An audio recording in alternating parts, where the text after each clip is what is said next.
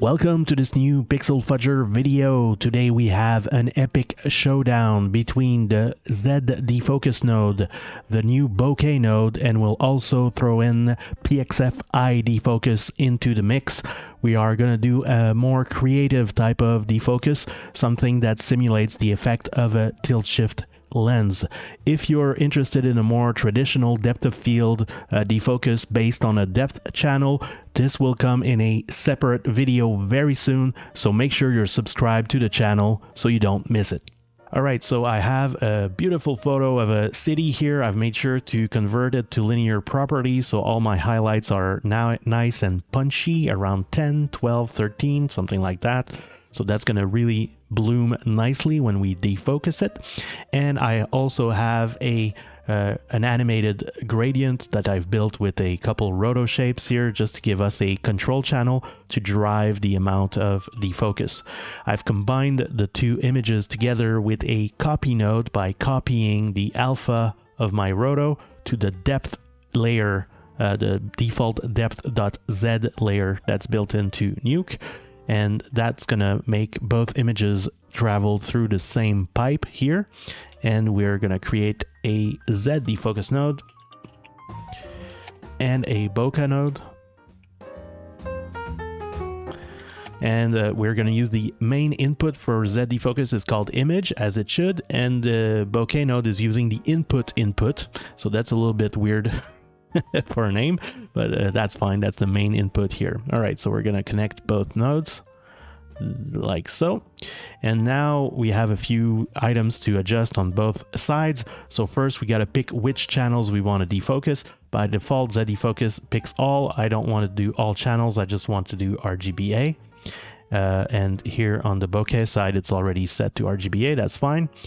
Then we're going to pick which channel we want to use for the control channel. So both are set by default to depth.z, so that's fine here, and that's fine here also. Next, on the ZDefocus side, we have to pick which type of mask we want to use. So for this demo, we want to use a direct mask. So that's gonna directly drive our defocus by using the control channel. We don't need to adjust that here on the Bokeh side. Next, we need to adjust the focus plane. So that's the area of the control channel that's going to be sharp. So we want the black to be sharp. So we want the focus plane to set to 0. On the Bokeh side, the focal plane is set to 100 by default. We're going to change that to 0. And next, we need to adjust the size. We want a big old defocus. We want lots of defocus in the corners. So I'm going to increase that to a big number like 80 pixels. And notice that my defocus is not that big here. That's because I'm hitting the maximum limit here. So I need to increase the maximum to at least 80. I'm going to give myself a bit of headroom and increase it all the way up to 100. On the Bokeh side, the size is called multiplier, and I'm going to change that to 80. So now I have a very similar result on both sides. All right, cool. Now we can start comparing. So right off the bat, I can tell that Bokeh is much slower. I've made sure to enable render all lines on both viewers, so zooming in and out won't affect performance. So if I render both, the Nuke renders both viewers one after the other, so we can compare the speed. And ZDefocus renders much faster than Bokeh, because mainly ZDefocus is GPU accelerated and Bokeh isn't. Bokeh is 100% CPU bound. So this result can be very different from one machine to the other. It really depends on how fast your CPU is compared to your GPU. All right, so both renders are done, so I can look at the difference in quality. They look pretty similar on the surface, but when you start paying attention and zooming into details, you can see they're not totally identical. So on the Bokeh side, the result is pretty smooth, and if you look on the ZDefocus side, it's pretty steppy, it's pretty jittery or frame skippy. For example, if you look at this area here, if I toggle between frame 22 and 23, you can see the circle is not moving, whereas it on the Bokeh side, it is moving. On this side, it is changing as it should. So when your renders are really steppy with a ZDefocus node, it means your depth layers aren't set up properly. You can see that more clearly if we turn off automatic layer spacing and set the layers to a really low number, like say 10 layers. So now this is going to render really fast, and so that's really great for performance, but the quality suffers quite a bit. You can see when we play back in motion, we can actually see the boundary between each layer. So if we look at this, we can see the different defocuses and the transition from one band to another. So this is great for performance, but this is terrible for quality. So to adjust this, the best way to do that would be to change our output to layer setup, and now we can see the actual bands, individual bands here, and this is not optimal at all. So one way to optimize this would be to bring our maximum down to the same value as our size. So that's going to optimize this a little bit. So this will create more bands for the same coverage, and then we can increase the number of bands, of course. So for this, we need to increase the bands quite a lot, about 150, so we don't see the transition from one band to the other. And now if we buffer just a few frames, we should see our little bokeh circle will progressively change size at every frame instead of skipping frames, so we won't see the banding artifacts. So that's great. We fixed our problem, but now our render is much slower. It's 3 times slower than it used to be at 50 bands.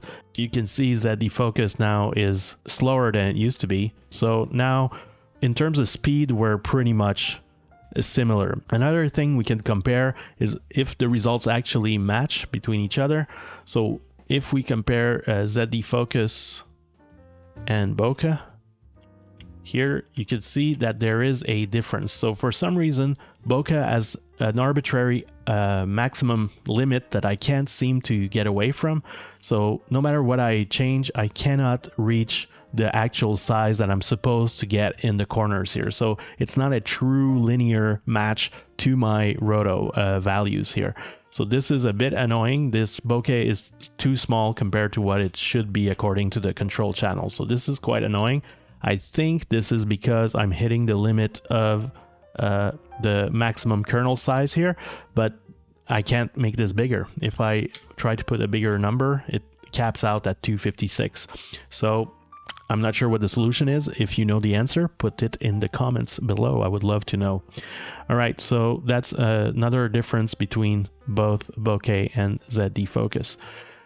Now that we have pretty similar results, let's compare bokeh shapes. So right now both are set to circles. We can change that. So for right now we're set to disk here on the ZDefocus side. If we change that to bladed, then we'll have a little pentagon. If we do that on the bokeh side, that's in the kernel tab, and kernel type. Circular means circles, of course, and aperture blades will give us little shapes. And if we change that to 5 blades, we'll get little pentagons as well. If you want to inspect the bokeh shape more closely, you can go in the output type and pick filter shape. And on the ZDefocus side, you can pick output filter shape setup. So now we're comparing the bokeh shape generator on both sides. So on the ZDefocus side, you can adjust the roundness to make the edges straight or round. You can adjust the inner brightness to give your bokeh a little bit more of a ring type of effect. So if we go to our result now, we can see we've got a little ringy bokeh. And you have a few other adjustments, so you can adjust the thickness of the ring and so on. On the bokeh side, we have similar controls. So if I adjust the curvature, I can make the bokeh round or flat, but I can't seem to get really flat edges here. So I need to go to negative curvature.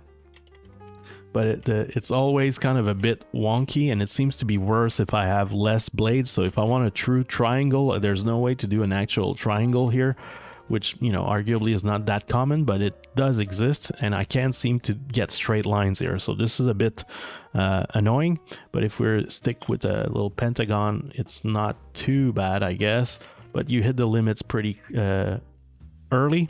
And if you want to have a ring effect, that would be under optical artifacts and spherical aberration. And it does kind of a center that's darker, but it's a different type of shape, so we can't really match them perfectly. Another thing that's available here in Bokeh that's not is chroma aberration. So if we go back to our result and enable chroma aberration, or chromic aberration as they call it, and you can see it does a little chroma aberration type of effect on the edge here. You can do that natively with the bokeh generator in ZDefocus, but you could fake that afterwards with a chroma aberration after the ZDefocus, or feed a bokeh shape that already has chroma aberration built in. We'll get to that in a second. All right, so let's turn off chroma aberration for now. So if we look at our results, now, of course, they won't be exactly the same because I'm not using the same bokeh shape, but they are fairly similar. If you're not satisfied with the bokeh generator in either ZDefocus or Bokeh, you can feed it your own bokeh image. So here I have a little image, 255 by 255. I'm gonna connect that to the filter input of the ZDefocus node and the kernel input of the bokeh node. And in ZDefocus, I'm going to switch that to filter type image. And for Bokeh, I'm going to do kernel type input. And you can see they look similar, but one is upside down compared to the other. So if we want a true match between both nodes, we need to put a mirror node, set it to a vertical flip, and put that in between our image and our kernel input here. So now we have a true match between them. If we didn't have the actual upper limit that I'm hitting in the corners here, they would be very, very similar, if not identical images here. So this is pretty close. So you can use obviously custom shapes here, little hearts or whatever, to be to have a creative output, but you could also capture the true bokeh of a true lens. So this is a photograph of a tiny light source that was shot out of focus, and this is the actual real shape of the real iris of a real lens, and we can use that instead here. And now we have the actual bokeh of a real lens that's synthetically applied to an image. So if you need to match a true lens, you could shoot a bokeh sample and use that in your filter or kernel inputs here. Note that my bokeh sample here has chroma aberration built in, so we want to have that in our result as well. So Bokeh does that natively. We don't have to adjust anything. So we do have the little red halo around our bokeh shape. If we look at the ZDefocus node, we don't have the chroma aberration. That's because it's using the alpha channel as the filter. We could click use input channels to use the individual RGB channels to defocus our image, and it looks a little bit wonky. That's because it's using an impulse filter to resize our defocus.